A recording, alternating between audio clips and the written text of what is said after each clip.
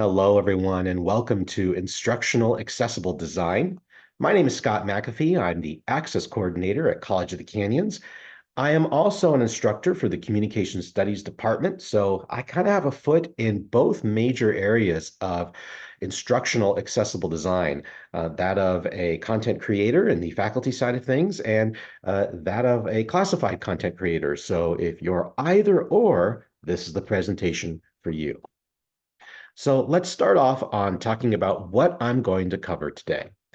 So as an instructor or a faculty member, when you're creating your content, in particular electronic content, so this would be a digital syllabus, maybe in Word format, or maybe a Canvas page, something along those lines, you have to create these documents, this content, so that people with disabilities can access it in the same way someone without disabilities can access it. So in order to do that, we have these design guidelines. And I have good news for you. Most of the things I'm going to show you today, you probably already do as a part of regular document design. But just in case, you might learn some new and interesting things that you never thought of before. I'm going to start off by talking about document, canvas, accessible design elements. So what needs to be done to our Word documents, our PDF documents, and our Canvas pages in order to make our electronic content accessible. Next, I'm going to talk about captioning. What are the requirements and what are the resources? When do we have to caption and how do I go about captioning as an instructor? Maybe you're teaching a 100% online class and you're delivering a lecture online. What do you do if a student requests live captions for that? We'll cover that. Finally, we're going to talk about this mysterious VPAT, which stands for Voluntary Product Accessibility Template. This is a special document that has been around for a few years now that will help you as an instructor, perhaps purchasing content or buying tools to create accessible content. This document helps you ensure that the electronic tools, including software and hardware, that you're purchasing using district funds, that those products are accessible. All right, without further ado, let's jump into the first section of this presentation, Accessible Design Basics. Now, this is kind of an overview of what we're going to be discussing in detail. And don't worry, I have live demos I'll show you for all of these. First, we're going to talk about using styles to denote headings. Now, one of the common themes you'll see in accessible design is that we're always adding structure to a document, a physical structure. I know that might be difficult to understand at first. How can an electronic document have physical structure? But think about what you're actually looking at when you view a Word document. You're actually viewing lines of HTML code that generate the graphics or the text, the font, all of those things that you're actually looking at. Now, don't worry, you don't need to know anything about HTML code to make quality, accessible digital content. I'm just kind of giving you an idea here of where this quote unquote physical structure comes from.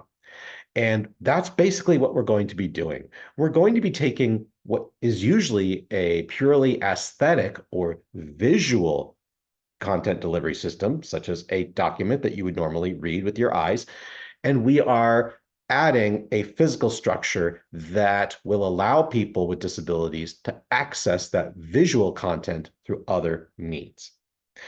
I'll show you how we begin that process by using headings. Okay, next, we're going to take a look at a very easy one, and that's using the list style to create numbered and bulleted lists. Anytime you have a list in a document, again, you have to actually apply that list structure so the assistive technologies do not become confused. And I'll talk a little bit more about that in a minute. Next, we have to provide alternative text for all of our images.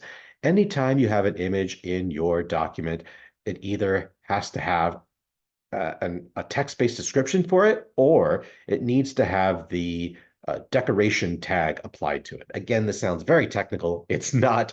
It's very easy to do. Next, ensure headers within tables are tagged. Now, mark my words, this is one of the silliest and most ridiculous settings you have to do in order to make your content accessible. And I say that because Word should do this automatically, but it doesn't. All you have to do is go in and check a little box to make sure that your tables are accessible. And I don't know, it boggles the mind why Word doesn't do this automatically. But I'll show you how to do it. Next, we're going to talk about ensuring adequate color contrast between all the text and the background. We have to keep in mind that not everybody can see color at all. In fact, I'm colorblind and I have that very, very problem. And I'll give you an actual real world example that happened to me when I was in a meeting and color was used as the only navigational tool. I'll get more into that later. Finally, I'm going to show you how to make links descriptive. And I'm going to save my explanation of this for the very end, because this is the one that might make your head explode when you realize, what, I've been doing it this way and I need to be doing it this other way. I have a note down here that says, while word processing software used to vary dramatically, Word for Windows, Word for Mac, Google Docs, LibreOffice, OpenOffice, all of those Word or all of those document suites, they'll be able to do everything I'm showing you today. Now, I'm going to be using Microsoft Office Suite, Adobe Acrobat, and Canvas Pages to show you how to make content accessible in this presentation. But you can use any of the word processing suites or document processing suites that I've noted down there. They can do the same thing. Okay, folks, without further ado, let's get to this first little component here using styles to denote headings.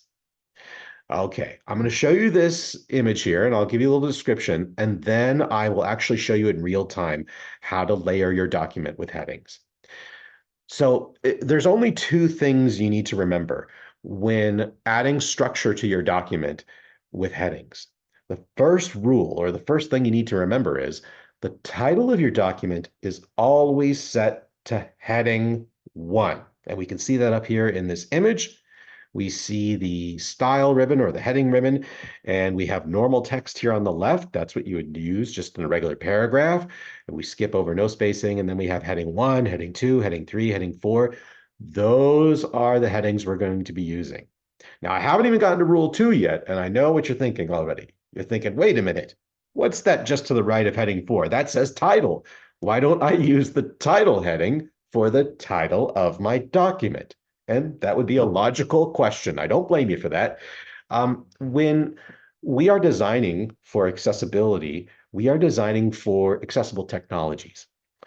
Accessible technologies, for example, if I am a blind or visually impaired student and I want to read your Word or PDF or Canvas-based syllabus, the digital syllabus, I'm going to use something called a screen reader. A screen reader is a very powerful piece of software that allows a student who is blind or visually impaired to navigate electronic text and have it read aloud to them. Without this structure, a screen reader would not be able to navigate like a sighted user would. And I'll show you what I mean in just a second. But more to the point, screen readers and assistive technologies depend on mathematical progressions, and it could understand heading 1, heading 2, heading 3, heading 4, heading 3, heading 2, heading 1. It knows the mathematical progression of that. It doesn't quite understand what title is. That has no numbers, it's not numerical, and that is why we don't use title. So again, rule number 1, the title of your document is always set to heading 1. Now listen to how easy rule number 2 is. It's somewhat redundant. Rule number 2 states that all other headings or subheadings in your document are subservient to heading 1 and must follow a logical progression. Okay, that sounds way more complicated than it actually is. Let me show you exactly what I'm talking about here. I am going to share an old syllabus of mine way back from 2014, but that's all right. It serves the function here. So let's talk about how, before we apply structure here, how we designed syllabi in the past. What we would do in the past is we would create the course title here, Communication Studies 105, and we might center it, okay? These are just very basic design elements. We might bold it, right? And what else might we do? We might make it a little larger. There we go. Beautiful. Okay. And then we might come down to here. Here's our first subheader, instructor information. And I might make that bold and underline it. And let's go down to this next subheader, course identification. I'd bold and underline it, right? I'm just going to do a few more here. Course catalog. Wow. Why don't we just go ahead and bold and underline it? And okay, you get the point. So that's how we might have designed very basically a syllabus before accessible design.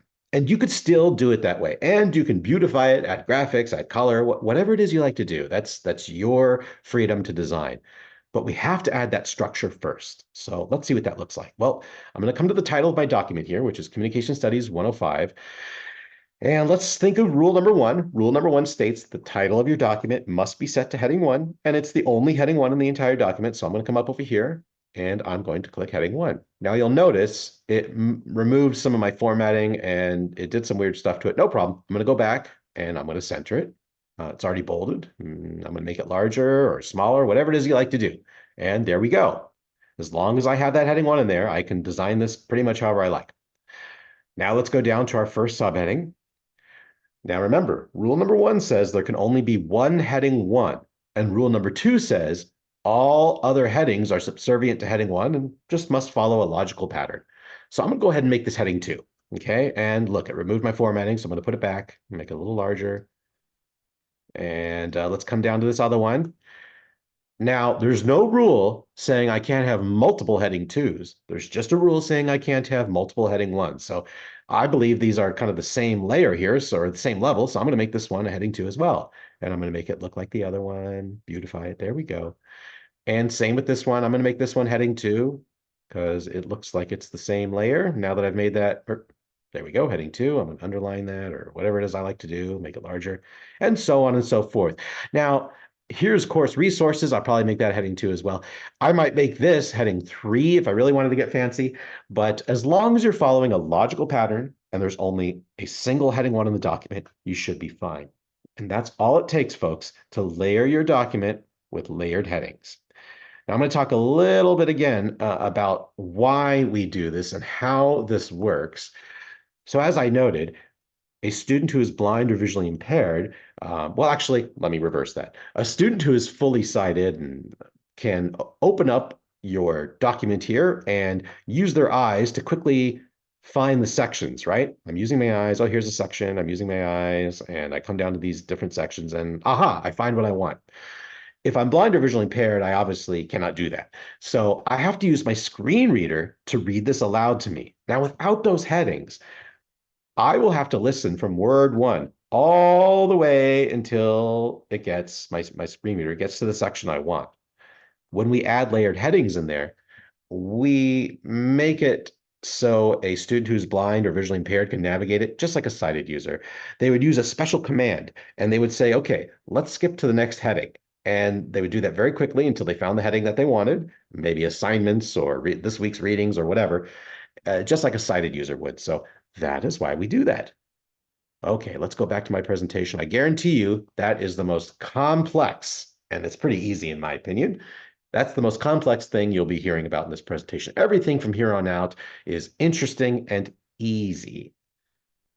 Now, what happens if you're using a PDF document? How do we deal with layered headings there?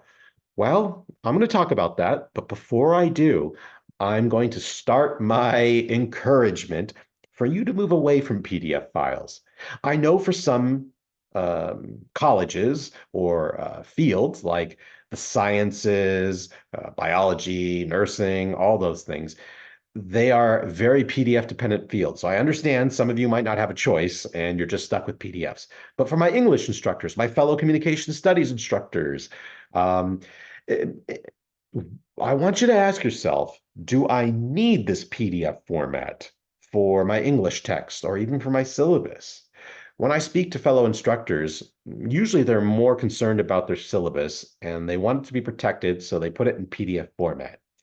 But folks, PDFs are very difficult to make accessible. They're just such a pain. You fix one thing and it breaks 12 other things that you've never even heard of. And unless you're incredibly skilled and familiar with PDF design, in particular InDesign, I highly encourage you to move away from a PDF document. If you're concerned about your syllabus, and I understand why you would be, and you don't want anybody changing anything on it, you could always adapt your syllabus or copy and paste it into a Canvas page. You have the benefits of protection, just like PDF does, but you don't have the detriment of inaccessible design. Okay, you'll hear more about that as we go on, but let's get back to it. If you open up the tag section in your PDF and you see something like this, you're probably in good shape. I can already tell that there's heading structure there. So let's take a look. We see H1, and that stands for heading 1. So I know whatever's nested under this must be the title of the document. And sure enough, Cooking Techniques is the title of the document. Now, H2, these are all the chapters of the books, cooking with oil, cooking with butter, and so on and so forth. So just by looking at the tag section, I can see that this does have layered headings, and that's a good sign. Now, if you open up the tag section and it says there's no tags, oh boy, you're not even looking at a document, really. Even if it looks like a document, you're really looking at a photograph of a document. That's one way to think about it. And you have to go through all kinds of complex processes to make it so you can edit it, and it's just such a pain. Okay, let's continue on now. If you are one of those, well, many of those unfortunate few who are stuck working with PDF documents, I have this great resource for you. Now, it doesn't matter if you are a member or you work at College of the Canyons, it doesn't matter. These resources are free and available for you to use. So please check them out when you have a chance. This is the Adobe Acrobat Pro COC resource page. Now, I work with a PDF guru named Stephen Burns on campus. And whenever I can't fix a PDF, which is often, I will contact him and he will try to figure out what the issue is. And this is a comprehensive list of all of the errors we have run into. So chances are, if you're an instructional designer or you're creating faculty content or course content, and you run into an accessibility issue with Adobe Acrobat, chances are it'll be listed here because they tend to be the same over and over and over again. You can come to this page, click on these links, and it'll give you a step-by-step instructions on how to fix the problem. So check that out if you are stuck working with PDFs. Another resource I would like to encourage you to visit, again, this is based at College of the Canyons, but you're more than welcome to visit these free resources. This is our district accessibility resources page. I'm constantly building this page up. And as you can see, there's tons of resources for you. There's PDF documents. I have all kinds of training, examples, templates for you to use. Even how we construct our Outlook emails that we're sending to the public or our students or even internally. Those have to be accessible as well. And I give you some guidelines there. There's policies and procedures, which may not necessarily relate directly to you if you are not a College of the Canyons employee. However, you might find some interesting information there, and it might inspire you to investigate your own colleges or organizations' policies and procedures as they relate to accessibility. There's Microsoft Word document templates I provided for you. Why reinvent the wheel if you're having, here's one, if you're having meeting minutes for your department. Even those need to be made accessible, and I have templates for those. So you could just use that and fill it in with the content that you have. Forms and templates, and finally, captioning resources. And we're going to talk all about these things individually in just a minute. But please check this out when you have a chance. You might find some interesting content that will be very useful for you. Okay, back to the designing. Whenever we have lists in our documents, we have to, just like with headings, embed that list style into the list itself. Now, we do this again because if we have someone who's blind or visually impaired using a screen reader, it's reading text, everything's fine, and all of a sudden it comes to this random chunk of text in the middle, in between, disrupting it, and it doesn't always know what to do with it. So we have to embed that in there. Now, if you're using Word, Adobe, or InDesign, or any of these major suites, nowadays it should do this for you automatically. But just in case it doesn't, super simple. All you do is you highlight the list, then you go up to the style ribbon at the top of Word, and you can select either bulleted or numbered list. Now, it's really hard to see in this image, but there's also a tiny little drop-down arrow for each of the bulleted and numbered lists. And those give you even more options. Maybe you don't want bullets, you want squares or check marks or whatever. That's fine, as long as you embed the style in there. Now that was an easy one, wasn't it? Let's go on to the next one, alternative text. Oh boy, this is one of my favorite things to talk about. So you have an image in your syllabus or your readings or whatever it is you are requiring your students to access electronically. If there are images in there, there must be alternative text-based descriptions for the images for those who can't see the images. Now, again, logically, you might be thinking, well, why don't I just put that description right underneath the image? And for those of you who are writing dissertations and graduate theses and using APA 7 citations, you know exactly what I'm talking about. Well, again, it's not enough to put the description below the image because the screen reader doesn't necessarily associate text with this random image on the page that it has no idea what it is. We actually have to embed the text within the image. That sounds incredibly difficult, doesn't it? Well, many times you don't have to do a single thing. If you're using the latest version of Microsoft Word, there's actually AI built into it that will try its best to determine what the image is, and it'll write its own text-based description. It's actually done this in the screenshot we're looking at right here. I've left the description alone, and all on its own, it generated wildflowers, flowers, hillside.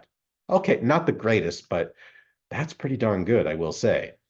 So we're going to put in the alt text. So what do we use for a text-based description?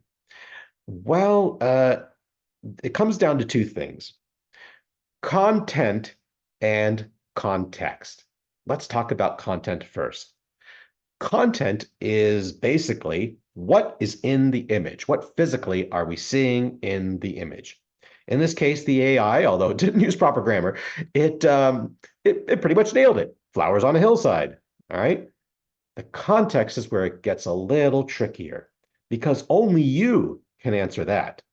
The content is what is in the image. The context is why am I, as the instructor, showing you this image? Okay. And I'll give you two examples that demonstrate how that can be different depending on what you're doing. So let's take the role of a biology instructor. Okay. And point of me showing students this image of flowers on a hillside is I'm demonstrating photosynthesis, or it's a demonstration of photosynthesis.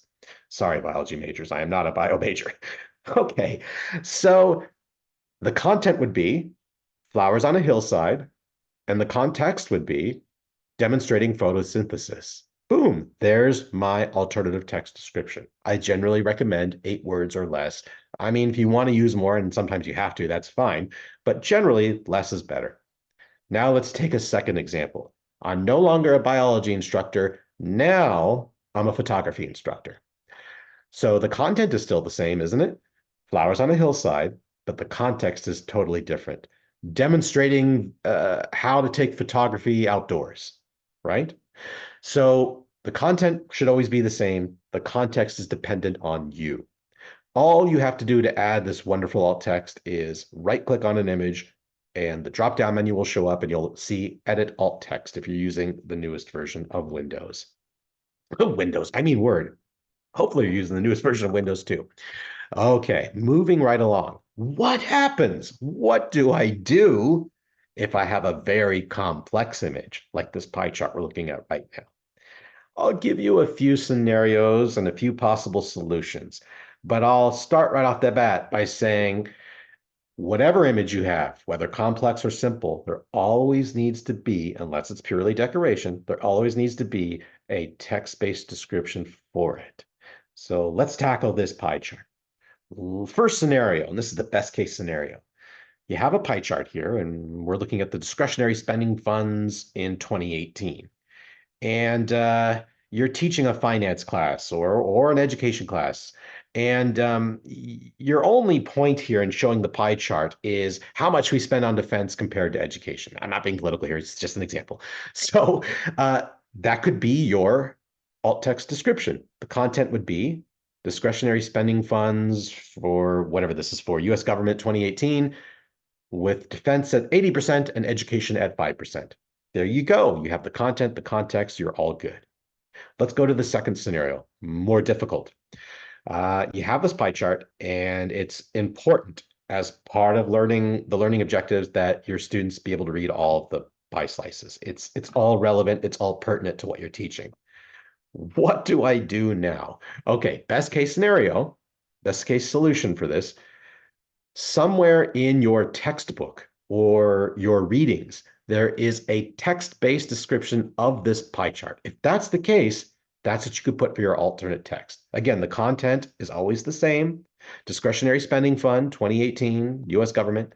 The context would be see page 32 of chapter 5 for detailed description. Okay, let's get to the worst case scenario. We have this giant pie chart. We have to have students read each slice of pie, and there's no text-based description. Let's add the cherry on top. You have 50 pie charts, all different. You're teaching an economics class. I don't know. What in the world do you do? Well, I've got great news. There's actually several easy ways you can go about this. I'm going to save the way I do it until kind of the end of the presentation because it ties in with captions, believe it or not. But let's take one quick innovative out of the box look at how we might use AI to generate some alt text. Now, hold on, don't turn this off. Don't be starting to write me nasty letters about AI. Hold on, hear me out. I'm just teasing, of course. AI, I know it is somewhat of a controversial tool in education at the moment. I'm not here to talk about the philosophy of AI. I'm here to talk about how you, as a content creator, may use it to simplify your life in creating content. All other interesting philosophical discussions about AI, while certainly pertinent and relevant, we're not talking about in this presentation. So here's what I've done. I have a paid version of ChatGPT, and that's what we're looking at right here.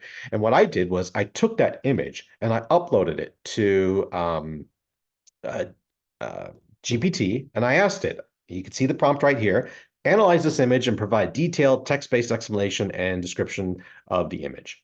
And let's see, what did it come up with? Here it comes. The image is a pie chart tiled discretionary spending funds, a wide range of programs from the Peter G. Peterson Foundation. It shows the 2018 U.S. discretionary outlays totaling 1.262 billion. And then look at that. Each pie slice spelled out in detail, 54%, 6%, 3%. I would just copy this and paste it right into that alt text description. And folks, that took me less than 3 seconds to do when I was sitting off to the side with my laptop. So if you have never tinkered with AI, if you've been concerned about AI because of the implications that it seems to have and how it's going to affect higher education, I encourage you to put that to the side for a moment and look at the other side of that coin and see how it might help you get through some of your content creation as an instructor, in particular, AI generated alt text. It's super simple, very fast, and just the way to go if you have a ton of images. Okay, I'm going to get to some more solutions that you also might find intriguing that do not involve AI later on in this presentation. Okay. So if you're using a Canvas page and you're uploading images, how do we add alt text there? Well, Canvas is even easier. Anytime you upload an image, it'll have an alternative text field where you type it in right then and there. There's also a decorative image box. So let's say you're teaching at the you're teaching at College of the Canyons, and our mascot is the cougar. So maybe you're teaching a history class and you put a little cougar up there for cougar pride. In that case, that's not part of the learning objectives. It has nothing to do with your history course, and you could always put decorative image. Now, since I am visually impaired, I don't know, I have a different view on it. So I put alternative text for everything, even my decorative images, right? I feel for my students. They should be able to experience the same horrible jokes that I and puns that I impose on my students through images. So I always put alternative text, even for decorative images, but you do not have to. All right, folks. Remember I told you about that silly, ridiculous setting in Word that should be done automatically? Well, we finally arrived. The hardest part about this process is just remembering to do it. So whenever we have a table in our documents, first thing we have to do is highlight that entire first row, just that first row. We're going to go to Table Properties after we right-click, and all we have to do is check this box. which should be checked automatically, darn it. But there we go. Check the box that says repeat as header row at the top of each page. Now, why do we do this? That's a good question. I'll tell you right at the bat, I don't know how the magic works. I just know what it does. So here's what this does. As a sighted user, if you're looking at a table, if you forget which column you're in or which row you're in, you could always move your eyes upwards, scroll upwards, and look. What this does, when we check this box, it allows a screen reader to know where it is in the table. And without checking it, it can't do that. Why? I don't know. I just know the how. Wait, no, scratch that, repeat it. I don't know the how, I just know the why. Okay, moving right along, we're almost done with all the technical stuff, folks, until we get into captioning and that mysterious VPAT. So hang in there. What if you already have some documents? You have an old Word document that's been passed down from department chair to department chair, and it's what every other faculty in your department uses for that one class. Well, if it's a Word document, you're in luck because Microsoft Word has a wonderful built-in accessibility checker. In fact, let me go back really quick. I don't know if you noticed it, but notice down at the very bottom of this Word document, it says accessibility tool or accessibility good to go. If you're using the newest version of Word, it's always checking the accessibility for you. And if it's not accessible, you'll see a little error down there. And if that's the case, you'll want to come to the accessibility checker. I give you directions on how to do this here, so you can always pause your video and um, access that accessibility checker through these directions. It is so good. It holds your hand. It tells you exactly how to fix it. I love it. Now, let's compare that to the Adobe PDF accessibility checker. Oh my goodness, it couldn't be more opposite to the Word accessibility checker. And here I'm going to go again, trying to encourage you to move away from PDFs if at all possible. Again, my sympathies to those who are in a PDF heavy field. Feel your pain.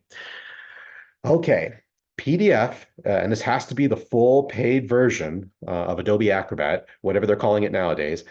And oh, here it is, Adobe Acrobat Pro DC. When you access the accessibility checker, it will generate a report for you, but it's virtually useless in trying to help you fix whatever the problem is.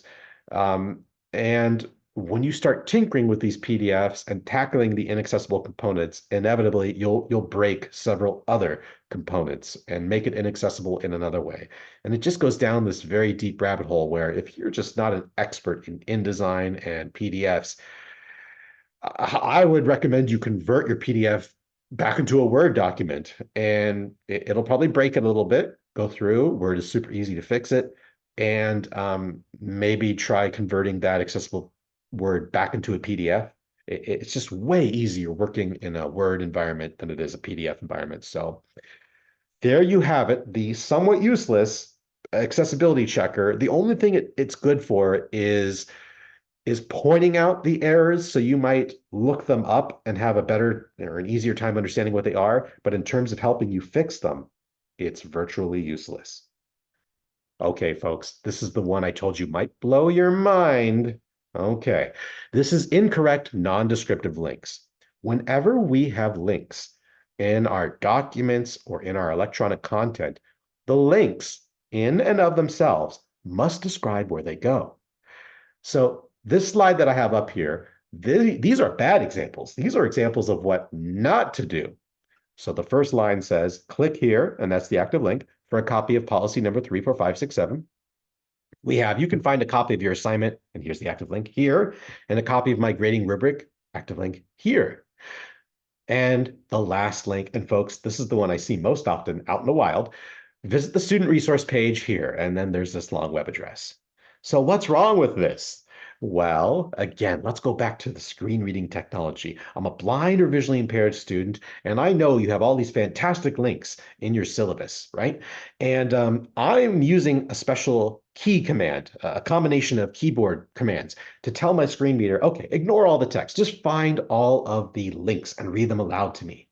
Now, if I were to do that for this slide right here, this is what I would audibly hear from my screen reader.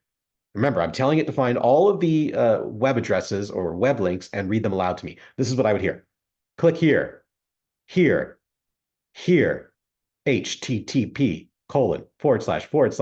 www.00snarf hashtags. I'm not going to continue on. Sometimes web addresses are 50, 60, 70 characters long, and they don't even describe where they go to. And of course, if we just use text like here or click here, I have no idea where those go to. So how do we fix this? Well, it's very easy, although I will admit sometimes I have to scratch my head trying to think of how to grammatically insert these descriptive links. But let's take a look at how I fixed all of these. Here we go. Download policy number 34567 or visit Department X in room 345 for a copy.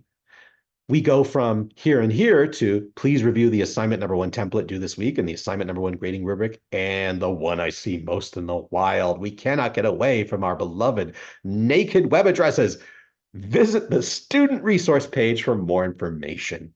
So now what I'm hearing is policy number 34567, assignment number one template, assignment number one grading rubric, student resource page, and I know exactly where they go to. So you might want to go back through your syllabus or some of your content and search for those non-descriptive links and just figure out the correct grammar and make them descriptive. Okay, folks, almost at the end here. We're going to talk about use of color. Now, it still surprises me how some content creators to this day will build their content like it's 1999 and we're using Angel Fire and Geosites. That's a throwback for my fellow 40 and up. Okay, so if we are using color in our content, and I want to encourage you as content creator, make your content as beautiful and colorful and your style as you like. I am not telling you to not use color. What I am saying, and what I want you to take away from this particular aspect of this presentation is, do not use color as the only indicator for directions and navigation. Keep in mind as well that red and green can be difficult to distinguish for a user who is colorblind. And going back to my 1999 comment, I still see neon green font on a neon pink background. Please use appropriate color contrast. Let me give you an example verbally, and then I'll show you a visual example of what I'm talking about. So I was once in a very, well, in my opinion, a very important committee meeting where the committee was responsible for handing out something like $300,000 worth of grant funds. And we had something like 50 grant proposals from people who wanted money for their projects. So far, so good, right? No problem. This is all normal. Our committee chair decided, though, to divide or to segment these proposals into three sections. Very expensive, somewhat expensive, and not expensive at all, making it a little easier for the committee to decide on how much monies we gave out because, anyway, that doesn't matter. Here's where the committee chair went wrong. Instead of using, I don't know, numerical indicators for the segments or the sections, so let's go back to section A1, right? They used, they were feeling festive, fall colors. Yes, fall colors.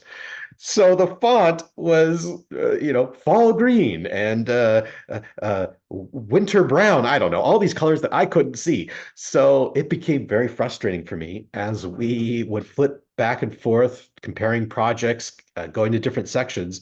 And I could not follow along because I can't see color, and color was the only navigational cue. Now let's take a look at what that might look like. Click on the red light to access course assignments, click on the green light to access grading information, and click on the yellow light to access supplemental readings. Now, this is a bit of an exaggeration, of course, but if you were colorblind, you wouldn't be able to tell which is which. Now, again, please still use colors. That's not a problem. And while I wouldn't use this particular course design, you could still use that if you wanted to, as long as you had text identifying which is which. So long as color is not the only way to detect information or to navigate, then you're fine. Now, if you're like me and you're colorblind and maybe you can't tell what the colors are and if it's a good contrast or not, you can always check out WebAIM, and it's a free tool. And if you know how to use HTML code, great. You can plug it right in there. It'll give you a precise answer. Don't worry if you don't know how to use HTML code. If you can see color, you can always just guesstimate on the color ribbon there, and it'll give you a good idea if the contrast is workable or not. Folks, we are all done with the technical section of the content creation for instructors. Now let's talk about a different type of content, any type of live presentation or lecture you may be giving, especially over an internet connection, like through Zoom. That is considered content that you are creating. Beyond that, anytime you are creating videos for your students, whether you're purchasing them or using them from a third party, or you're creating them yourself, like many of us do, you have to caption your content. I'm going to talk about all of the rules and when we have to caption. Then I'm going to break down what all these words mean, because believe it or not, transcripts, subtitles, and captions all mean different things, and they have kind of a strange connection with one another in higher ed.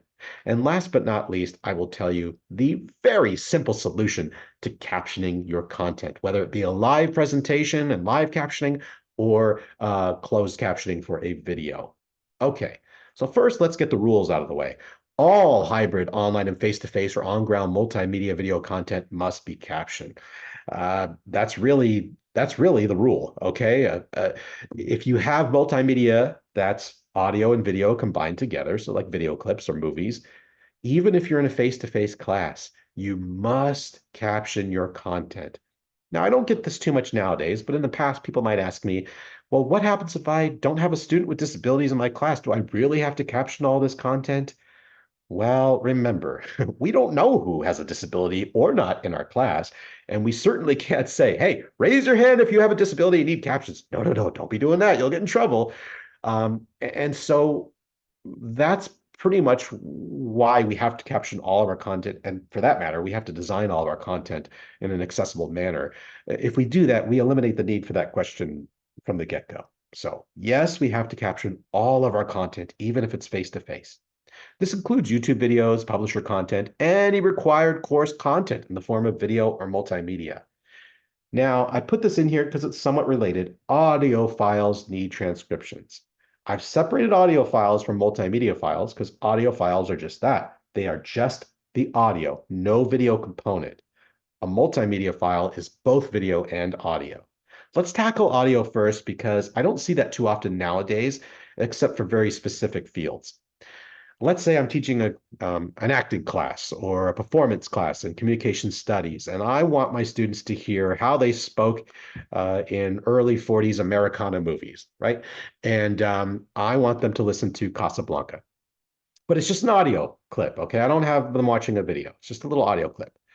In that case, I have to provide a transcript for that. A transcript is a text-based Word document that contains all of the spoken words within a multimedia file in a text format.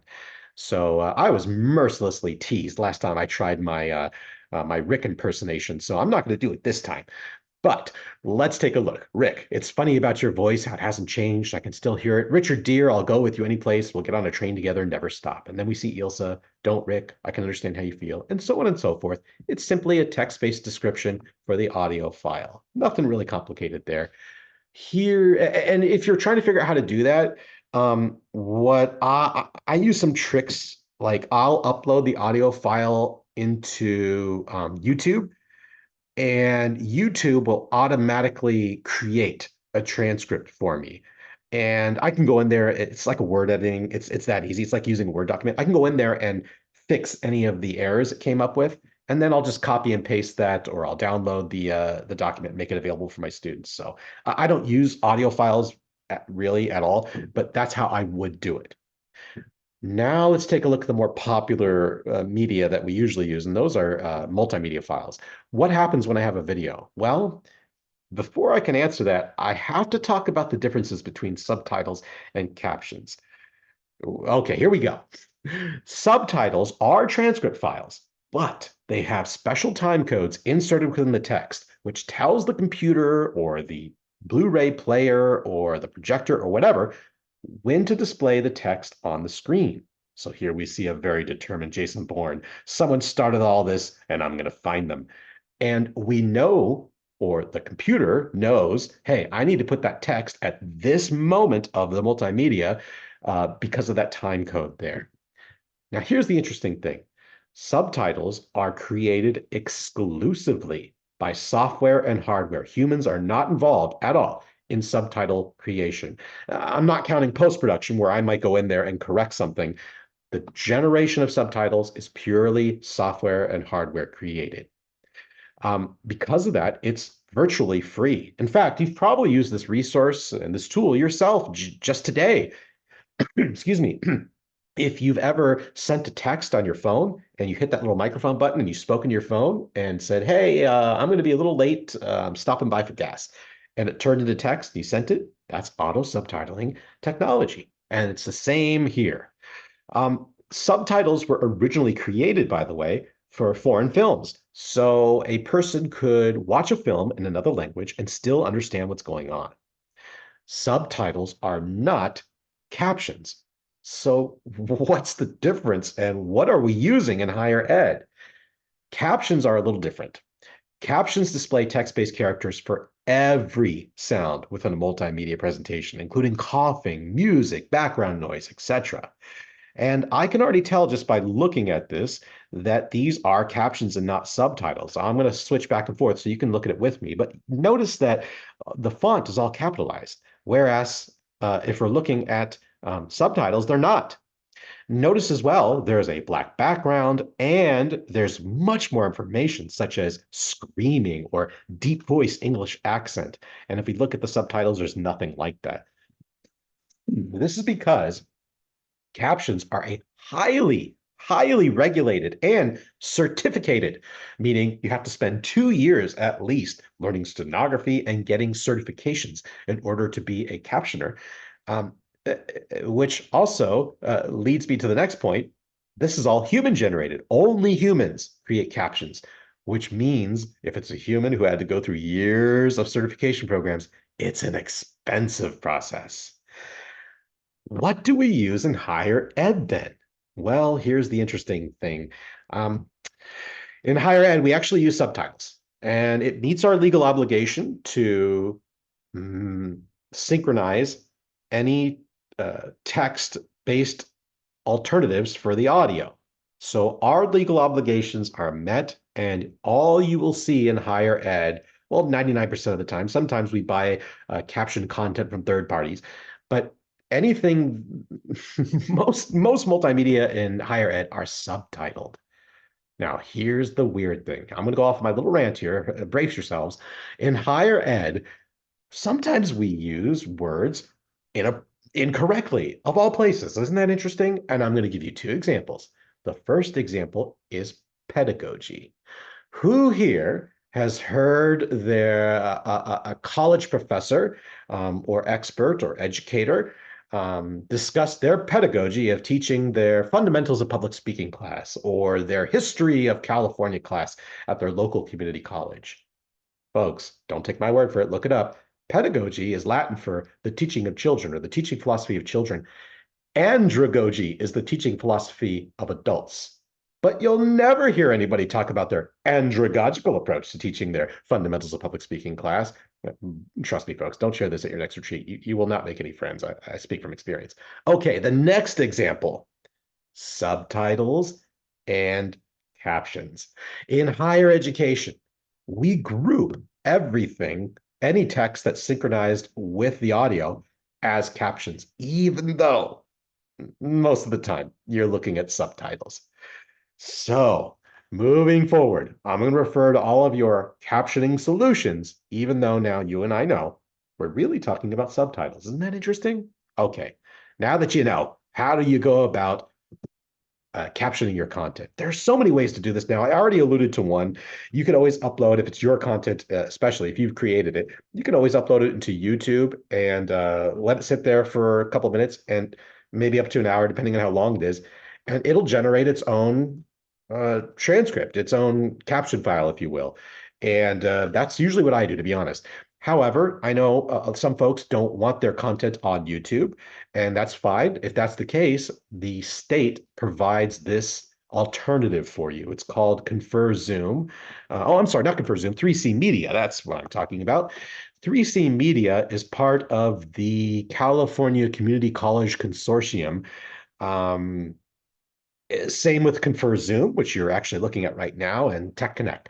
They're all kind of these funded by the state and tools for college educators. Okay. So if you teach in the community college system, you are entitled to these tools for free. 3C Media does pretty much the same thing YouTube does, but it's not YouTube. So what you would do with 3C Media is you would request your free account with your .edu account, whatever school you're working at. And once your account is created, you would upload your video to it and check a little box that says caption this for me. Of course, you and I now know both. It's really subtitling. And within a minute, a couple minutes to an hour, your video is now captioned. You can link that video directly in Canvas, and it's all ready to go. Alternatively, there's also the DECT grant, another state grant or state-funded tool for educators. The DECT grant stands for Distance Education, Captioning, and Transcription Grant. And I would recommend using this more for any of your live captioning needs. So you're going to be giving a presentation through Zoom. You receive an email saying, hey, just to let you know, I am deaf or hard of hearing, and I'm going to need live captions for your online presentation. You don't even need to break a sweat. All you have to do is go to the DECT grant webpage that I have listed down there, that's cccdectgrant.org, fill out a little form, and a live captioner will pop up in your Zoom session. It's that simple. Okay, folks, we're almost done with the presentation.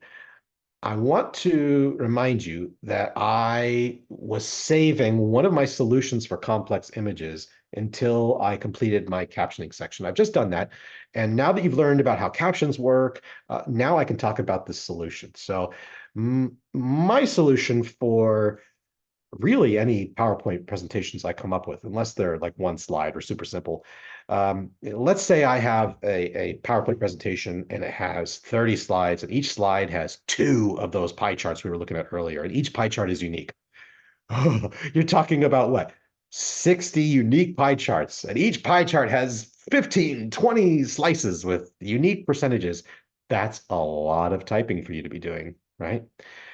I showed you my little AI trick.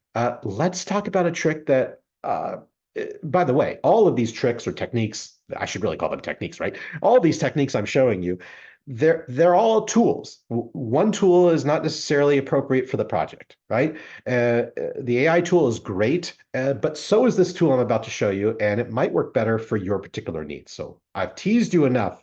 Let's get to it. Here's what I do. I open up Zoom, and I share my PowerPoint presentation. Let's say it's a couple slides long. And once that's shared, I start recording to the cloud in Zoom. Okay. That's very important that you record to the cloud in Zoom. Now, what I do, let's use this slide as an example. So I'm in Zoom. I'm the only one in the Zoom session, much like I'm doing right now, folks. And I've shared my PowerPoint presentation and I'm recording to the cloud. I only need to do two things now. One, I need to make sure that at some point I read all of the text that's on my slide. It doesn't need to be in order. It doesn't need to be all at once in one segment. It just has to be read at some point, all of the text. All right, so that's the first thing. Read aloud, I mean. And the second thing I need to do is I need to make sure I verbally or audibly describe any images that are on the slides. That's all I need to do. And what I'll usually do is just because it's my style, if you haven't noticed already, I'm very much a talker. So I like to lecture for these things. I don't, you could be really simple. You could say, what is the DECT grant? It's financial support for captioning right? You could just read through the whole thing, move on to the next slide. Read the whole thing, move on to the next slide. That's just not my style. I'm going to give you right now a live demonstration of what it sounds like using my technique. Don't worry, this will all make sense once I'm done. All right, folks, this is the DECT grant. Now, what is the DECT grant? Well, I'm so glad you asked. It's financial support for captioning and transcription of distance education at the California community colleges. And that is so important with the mass amount of media that we are now producing. It's a commitment to support all students. And really, that's the main goal of our job, supporting student success. It's a recognition that distance education is the fastest growing sector. I think I read somewhere it's some unbelievable percentage, especially since COVID. And during COVID, it was what, 100% growth, right? It's a means for you to support faculty innovation and expand student success. And again, I bring it back to our main mission and goal, student success. Now, down at the bottom here, there's an internet access neon sign. All right, folks, that's the end of my demonstration there. And I can do that slide after slide after slide, or I could just read the text, describe the image, and on to the next one. I'll do this for my entire presentation. And when I'm done, I stop recording to the cloud. Now think about what you've just done, because you're actually watching a video of that's very technique. What I've done is, since I've recorded to the cloud, the Zoom cloud, just like YouTube, just like the DECT grant and 3C Media, it will automatically caption this video that it's created. So here's what you've done. You've taken this very static, inaccessible PowerPoint presentation filled with complex images and 30 slides, and you've converted it into a movie file where you are audibly describing the images. So if I'm blind or visually impaired, you've taken care of me. It's also captioned. So if I'm deaf or hard of hearing, you've taken care of me. And I got to tell you, even if I'm a student without a disability, my students love this because they can listen to me. They're much more involved with moving media than they are with static media. And they could still pause it, take screenshots if they prefer a static display. So I think this technique solves a lot of the issues because it's a lot easier to describe or read aloud complex images than it is to type it out. And you're creating a more accessible form of media in all senses of the word for all of your students. So that's my Zoom cloud recording, captioning, accessible movie technique. I'm sure there's a better word for it out there somewhere. Okay. Another technique you might want to use is kind of skipping the middleman and just using PowerPoint in and of itself. You can record audio over PowerPoint, and when you're all done, all you have to do is export it as a video file, and then use the same techniques as before. Upload that video file to 3C Media or YouTube or the DECT grant, and it'll caption it for you. So you have all kinds of solutions to captioning your content. All of them are free with very impressive levels of accuracy. Now, this is really for my COC folks, although I know a lot of colleges are adopting this. It may even be something provided by the state. Actually, I'm not sure about this, but Site Improve is an example of what a college district might employ to scan their web pages for inaccessible documents. And how that relates to you as a faculty content creator, a lot of times faculty have departmental web pages and they will put information and documents that are made available to the public on there. This tool, Site Improve, just constantly scans the COC district's web pages, and it'll locate inaccessible files, broken links, all kinds of things, and allow us to address those issues. So if you are responsible for your department's webpage, or you are uploading content to your district's website or servers, you may want to inquire as to if they have a tool available that will scan your website and locate any inaccessible documents so you can tackle making them accessible. All right, folks, we're almost at the very end of this presentation. What? I was just getting warmed up. Well, this is the VPAT, and that stands for Voluntary Product Accessibility Template. This document is a lifesaver. So in the past, so maybe even a couple years ago, let's say you're a responsible faculty member. You want to make sure that the tool that you're bringing into your classroom, let's say it's, and I'm just making this up here, let's say it's Pearson's Mathematic tool, okay? And it's this fantastic interactive tool, and you're basing your whole course around it. And you've taken this training, so you know what, I need to make sure this stuff is accessible. So you do the right thing. You call up the vendor, okay, and you say, you know what? I just took this training. I have to make sure all this electronic content that I'm going to be providing my student is going to be accessible. So can you let me know? And I hate to be cynical, but one of two things might happen, okay, in this scenario. One, the vendor will be like, sure, no problem. Let me put you on hold. I'm going to call up the engineers real quick. And they put you on hold and they open up Tetris. And they, is that dating me? And they start playing Tetris. And they play Tetris for 20 minutes. And then they pick up the phone again. Yeah, I just spoke with the engineer. They yes, they looked into it. It's all accessible. You're all good to go. That's not entirely out of the realm of possibility, is it? And if that happened, and you bought the product and you told your students you need to access this digital content and write an essay on it, and you get an email saying, "Hey, Professor So and So, I am blind or visually impaired. None of the videos or no, you wouldn't care about captions then, would you? None of the documents are accessible." Or, "Hi, Professor So and So, I'm deaf and hard of hearing, and none of the videos are captioned." Who's responsible for this? You, the vendor?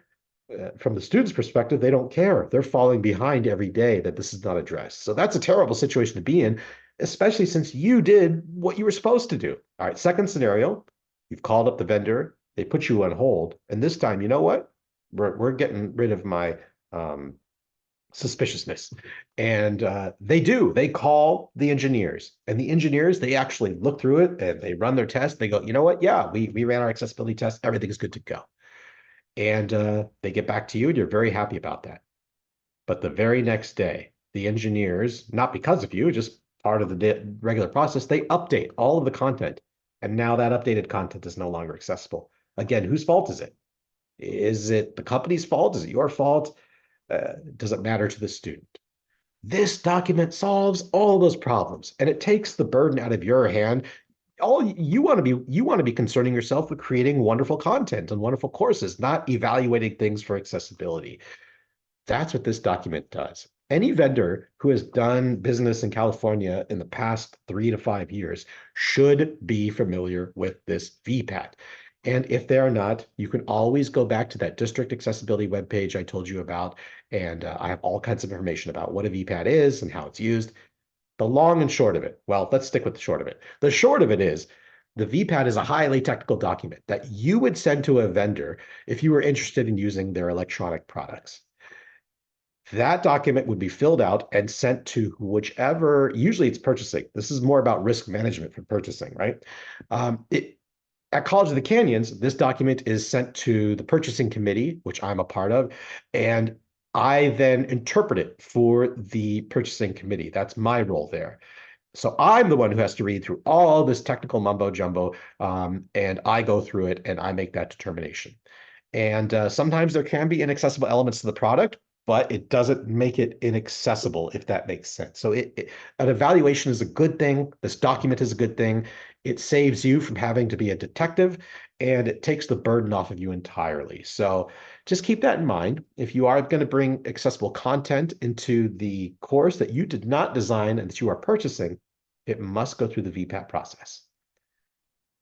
I really appreciate your time. I wish I could have seen you all in person, face to face, but I hope this recorded training has provided you some insight into some of the processes it takes as an instructor designing content for an online or hybrid or even a face-to-face course, and how it has to be made accessible. If you have any questions, I am happy to answer them. You can always email me at scott.mcafee@canyons.edu. You can reach out to me by calling me at my office at 661-362-3356, or you can always visit the College of the Canyons Academic Accommodation Center website and find out more information, all kinds of tools and training guides for you. Again, I thank you for your time. I hope you found this educational, and I wish you the best of success in your future creating accessible content and teaching fantastic courses. Have a great day, everyone.